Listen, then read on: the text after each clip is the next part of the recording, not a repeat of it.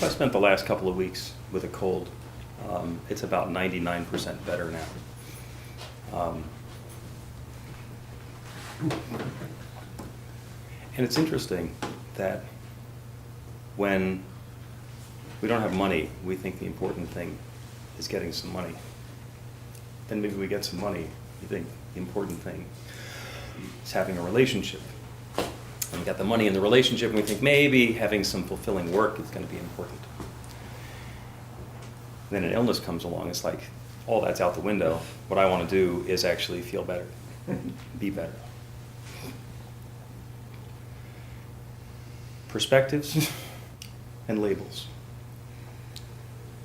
So thank you for pointing that out. This talk is not about my friend Dan. I say that because Dan might be watching the video, and Dan is full of himself anyway, so he does not need to be told that this, or even suspect. However, I'm going to tell a little story about Dan to begin with. Dan and I are unlikely friends. We are about as far apart religiously, spiritually, and politically as you can get. He describes himself as being somewhat to the right of Genghis Khan. He was an overzealous fundamentalist Christian until he became a rabbi because he realized that Jesus was Jewish, so in order to be really into Jesus, he had to be Jewish too.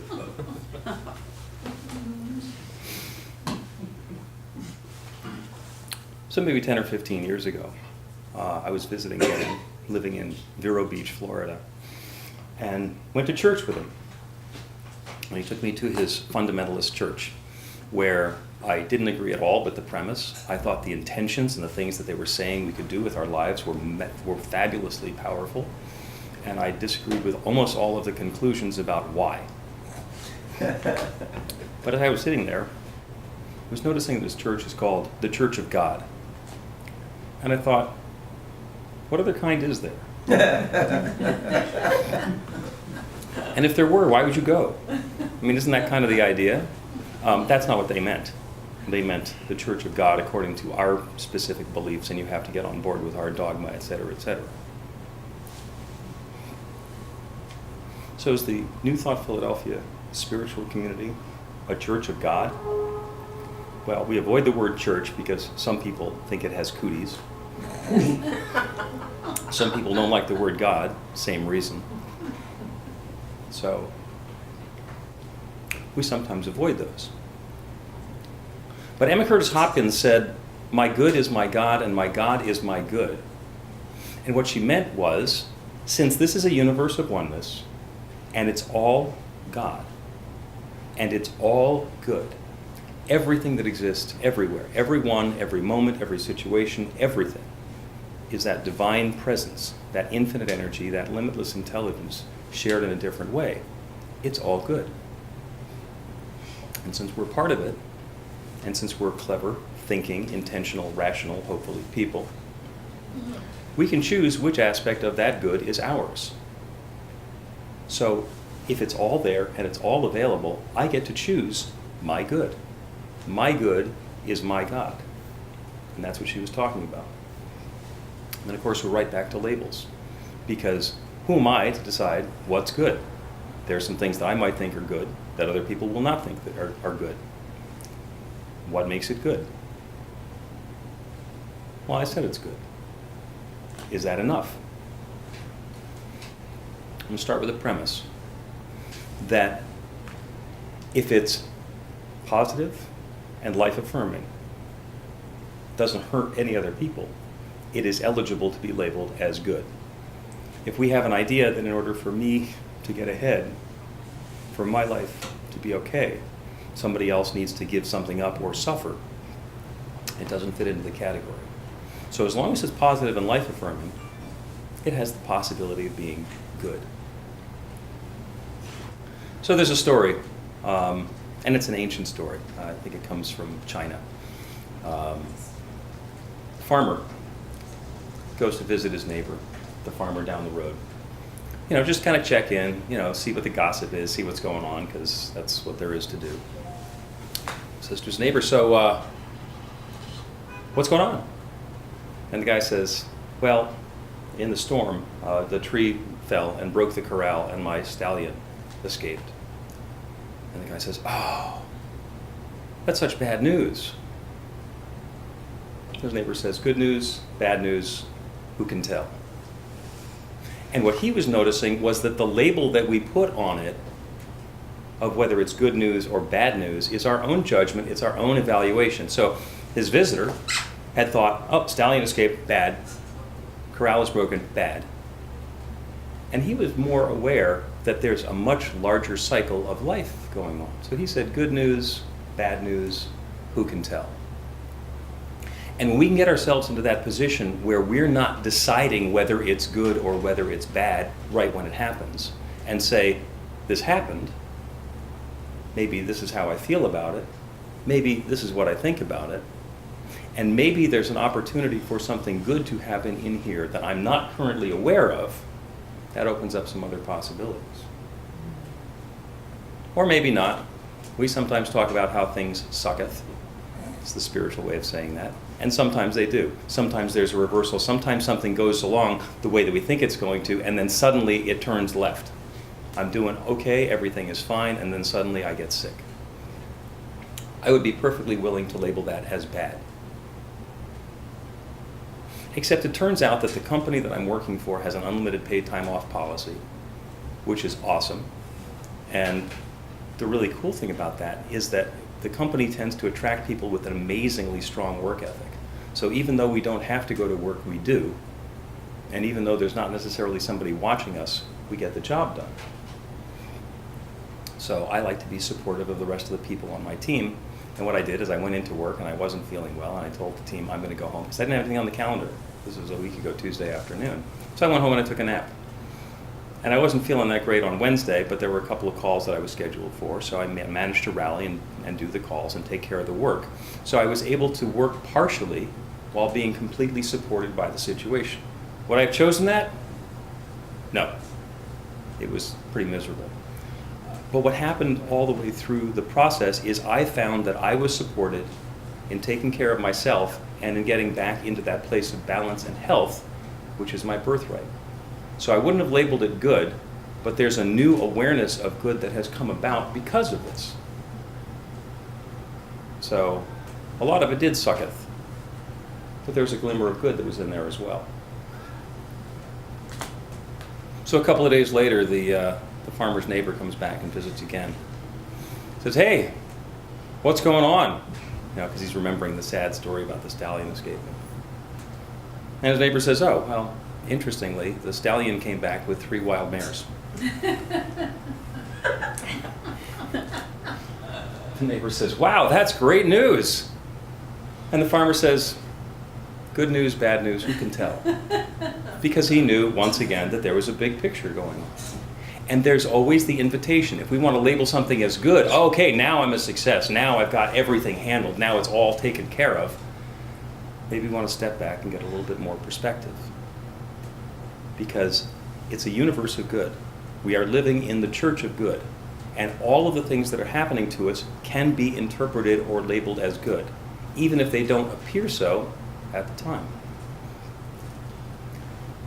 I would guess that there are some situations that are coming to your minds where something similar might have happened, where it's really easy to label it as bad. If you say, I never label anything as bad, I invite you to turn on cable news, where the labeling machine is running 24/7 to help you decide. Depending on which channel you have, different things are good or bad. It's kind of either fascinating or disheartening, depending on how you look at it. So a couple of days later, the farmer goes and visits his neighbor one more time, and he said, because he's told everybody else in town has heard this story about the 3 wild mares, so he's going to come back and check in and see how great things are going for his neighbor. Great, because he knows that that's good. He says, "What's going on?" He says, "Well, my son was repairing the corral and he fell off the ladder and he broke his leg." So, "Oh, that's bad news." And the farmer, of course, says, "Bad news, good news, who can tell?" Because, again, he was taking that very long perspective. Does anybody here have the discipline or the foresight to be able to look at a, quote, bad situation and say, you know, maybe there's some good in here, or to look at the good situation and say, I maybe don't need to get so overjoyed about this and let my ego run riot with what wonderful thing I've created? Because there's some perspective to be had in this, yeah. It's all good. It is all good, even when it doesn't appear to be good. A lot of times I say that life very conveniently divides itself into experiences of joy and opportunities to learn. And sometimes when I'm looking for an experience of joy and instead I get an opportunity to learn, it really pisses me off. I'm sorry, pisseth me off. I wanted to make it sound a little bit more spiritual. But we've got to remember that it's all good. And when we're labeling stuff, we can be aware, this is what the situation was, this is what the circumstance was, and this is the label that I am putting on it right now. It's our spot, Breen. And the label may or may not be accurate, and the label may or may not stay the same for any period of time. Farmer's neighbor comes back a couple days later, wants to check and see how things are going. Hey, how are you doing? The farmer says, well, the army came through looking for conscripts to take off to war because we're trying to defend ourselves against the invading hordes. They would have taken my son, except he had a broken leg. And the neighbor says, because he doesn't learn, he says, oh, that's good news. And the farmer says, good news, bad news, who can tell? I don't know. I of myself know nothing. I have some ideas, I have some opinions, I certainly have a long history of being able to label things as good or bad, because there are times when I've just known. Bad, good, desirable, stay away. And sometimes that guidance is really important. Sometimes as we are thinking, I can walk down that alley at 3 o'clock in the morning, no problem, and the little voice says, bad, rather than go through the entire spiritual process and the metaphysics of what might be going on, maybe it's a good idea to take a detour and not go down the alley. Because maybe our most beneficial, uplifting, life-affirming, positive experience is not down a dark alley at 3 o'clock in the morning. There's the possibility for us to have discernment. We don't want to blindly go through and say, oh, well, you know what? Anything I do is going to be okay because it's all good. Because we have that ability to think. We have that discernment. We have that capability to be able to look at a situation and evaluate it and understand it. It's not necessarily what we're labeling it, but we can certainly take that input and use that to guide what our next decisions and our next choices are going to be. It's a real cop-out to just label it. Say, oh, I need to run away from that, or I need to run toward that. It's our friend James Mellon out in California, who says when we get into any situation, we can just release it all. Say, I know nothing. Let go of everything that we think that we know. Let go of all of the things that we're attached to. Let go of that huge basket full of labels that we have that we're so comfortable putting on things, and put them down. Say, I know nothing.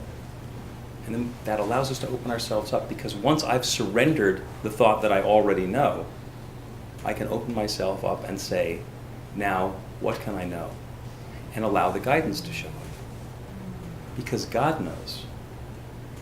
Because that divine goodness is yearning and inviting itself to come into our lives, to your life. You are living in the church of good. The good is at hand. Everybody raise your right hand. When I say the good is at hand, I mean the hand. It's at hand. You can grab it, you can have it, you can hold it. It is available in your hand right now. And you can choose to grasp it and to embrace it and to hold it, or you can choose to release it and let it go. It is completely up to you. You are living in a world of good. That good is available right here and right now and always. And I know that you are blessed, able to make those perfect choices in inviting what's next and perfect for you. So it is. Thank you. So it is.